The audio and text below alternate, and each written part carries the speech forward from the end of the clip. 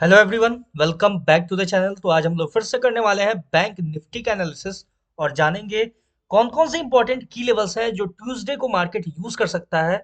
और बात करेंगे इंपॉर्टेंट पॉसिबल मूव के बारे में।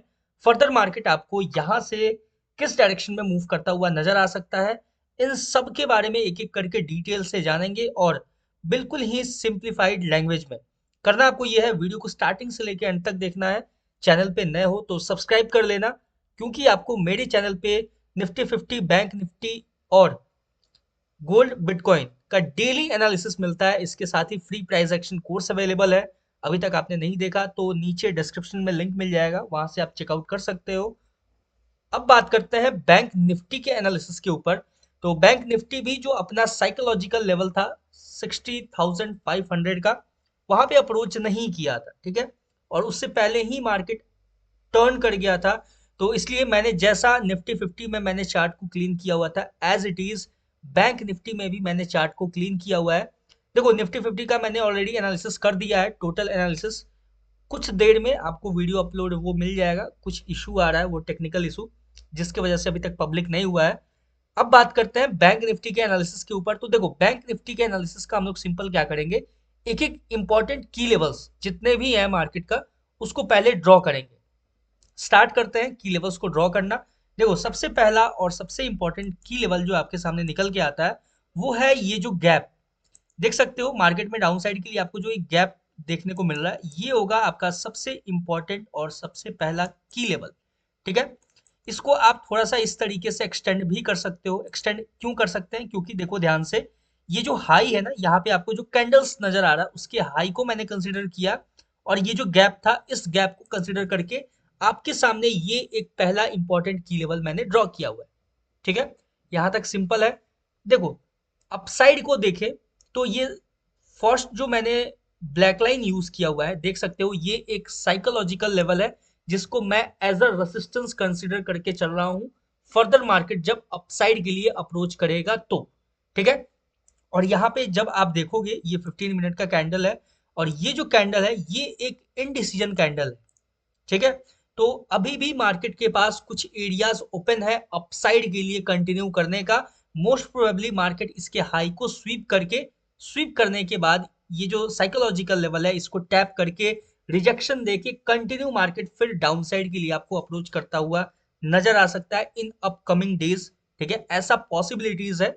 इसलिए अभी हम लोग जो ऊपर का जो साइकोलॉजिकल लेवल है, सिंपल उसको एक ब्लैक लाइन से मार्क करके रखेंगे, ठीक है। यहां तक क्लियर हो चुका है। अब बात करते हैं नेक्स्ट इंपॉर्टेंट की लेवल का। चलते हैं 30 मिनट के टाइम फ्रेम पे, ठीक है। देखो, 30 मिनट के टाइम फ्रेम पे आपको नजर आ रहा है, ये जो मैंने एक की लेवल ड्रॉ किया, ये हो गया आपके सामने सिंपल। अब देखो, ये जो टॉप है ना, इसको हम मार्क करके रखेंगे, ठीक है। ये जो डोजी कैंडल नजर आ रहा है, इसका सबसे ऊपर का जो विग है, और ये जो लो है, यहाँ पे जो कैंडल्स का लो बना हुआ है, इसको हम सिंपल ऐसे मार्क करके रखेंगे। ये होगा अपने पास एक इंपॉर्टेंट की लेवल, ठीक है। सिंपल दो इंपॉर्टेंट की लेवल आपके सामने निकल चुका है। एक है अपना साइकोलॉजिकल रेसिस्टेंस, जो कि एज इट इज रहेगा, उसको हम मार्केट में फर्दर जब मार्केट अपसाइड के लिए अप्रोच करेगा, तो हम उसको अपकमिंग मार्केट में यूज कर सकते हैं, ठीक है। ये हो चुका। अब देखो, नेक्स्ट जो इंपॉर्टेंट की लेवल है, वो आपके सामने निकल के आएगा, ये, ठीक है। ध्यान से देखना, ये बहुत ही इंपॉर्टेंट की लेवल है। इसको मैं कैसे मार्क कर रहा हूं, मैं आपको एक्सप्लेन करूंगा एक एक करके। लेकिन देखो, ये जो है, यहाँ पे सिंपल हमने क्या किया, ये जो आपको एक कैंडल नजर आ रहा है, बड़ा सा हैमर कैंडल, उसके टॉप को मैंने कंसीडर किया हुआ है यहाँ पे, ठीक है। सिंपल है, यहाँ तक आपको कोई इशू नहीं होना चाहिए। एक बार हम लोग क्या करते हैं, चेक कर लेते हैं क्या कोई ब्रेकर ब्लॉक है या नहीं है, ठीक है। अगर वो ब्रेकर ब्लॉक हमें देखने को मिलेगा इस एरिया में, तो हम उसे भी कंसिडर कर सकते हैं, ठीक है। अब देखो, ये जो एरिया है, ये एज इट इज रहेगा, और ये जो अपसाइड का एरिया है, उसको हम थोड़ा सा ऐसे डाउन साइड के लिए शिफ्ट कर सकते हैं, ठीक है, कुछ इस तरीके से। और ये आपके सामने है एक इंपॉर्टेंट की लेवल, या फिर आप इस तरीके से भी इसका जो टॉप है, इसको भी आप मार्क करके रख सकते हो। फिर आपको ये जो ये जो रेड कैंडल है, इसका लो और ये जो टॉप है, ये एक दूसरे से कनेक्ट होता हुआ नजर आएगा, ठीक है। और ये होगा अपने सामने नेक्स्ट इंपॉर्टेंट की लेवल। यहाँ तक क्लियर हो चुका है। अब देखो, यहाँ से अपने सामने क्या सिनेरियो निकल के आता है। अब देखो, जो यहाँ पे टॉप है ना, ये जो अभी मार्केट जो एक रेड कैंडल बनाया है उसका टॉप अपने पास जो होगा वो एक इंपॉर्टेंट की लेवल होगा। तो सिंपल हम उसको मार्क करने वाले हैं। देख सकते हो ये एक डोजी टाइप कैंडल आपके सामने नजर आ रहा है। अगर मार्केट फर्दर अगर इसके देखो, वैसे मैं कंडीशन अभी डिस्कस करूंगा एक एक करके, पहले एक बार मार्क कर लेते हैं इसको सिंपल। देखो इसका जो टॉप है, सिंपल इसके टॉप को हम लोग कुछ इस तरीके से मार्क करके रखेंगे, ठीक है, कुछ इस तरीके से। अब देखो, अब आपके सामने एक एक करके मैं कंडीशन डिस्कस करता हूँ। हालांकि ये जो टॉप है उससे ज्यादा इंपॉर्टेंट है आपके सामने ये एरिया, ठीक है। ये एक इंपॉर्टेंट सेलिंग एरिया है जो कि आपके सामने एक बहुत ही इंपॉर्टेंट रोल प्ले करता हुआ नजर आ सकता है। तो सिंपल हम उसे ही मार्क करके रखेंगे। सबसे पहला कंडीशन देखो, ज्यादा आज कुछ है नहीं, बस जो भी थोड़े बहुत पॉइंट्स हैं उनको अच्छे से समझना। अगर मार्केट इसके ऊपर सिंगल कैंडल ब्रेकआउट देता है, ठीक है, ध्यान से सुनना, इसके ऊपर जब मार्केट सिंगल कैंडल ब्रेकआउट देगा तो फिर कंटिन्यू हम मार्केट को अपसाइड के लिए या तो ये जो लेवल है यहां तक अप्रोच करता हुआ देख सकते हैं, या फिर ये जो साइकोलॉजिकल लेवल है यहां तक हम मार्केट को अप्रोच करता हुआ देख सकते हैं।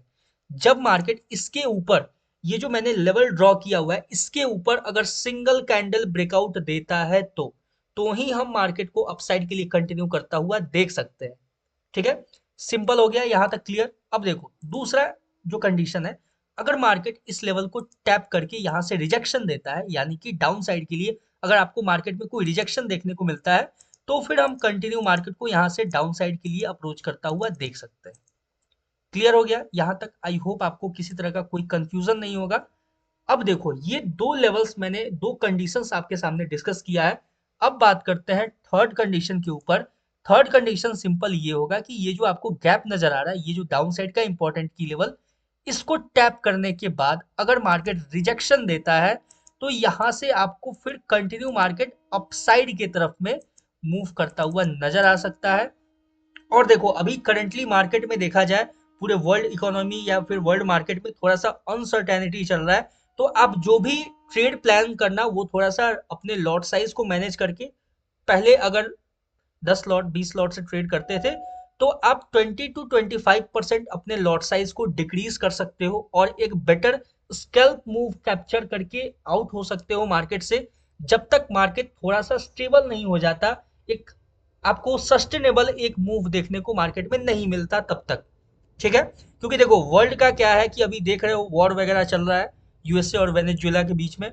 तो कब कैसा क्या न्यूज आ सकता है, उसका इम्पैक्ट क्या पड़ सकता है, ऑफ कोर्स देखो इंडियन मार्केट पे उसका इम्पैक्ट पड़ेगा, थोड़ा पड़े ज्यादा पड़े लेकिन जरूर आपको पड़ता हुआ उसका इम्पैक्ट नजर आएगा। इसलिए मैं बोल रहा हूँ कि थोड़ा सा अभी कुछ दिन तक मार्केट में अनसर्टेनिटी बना रहेगा।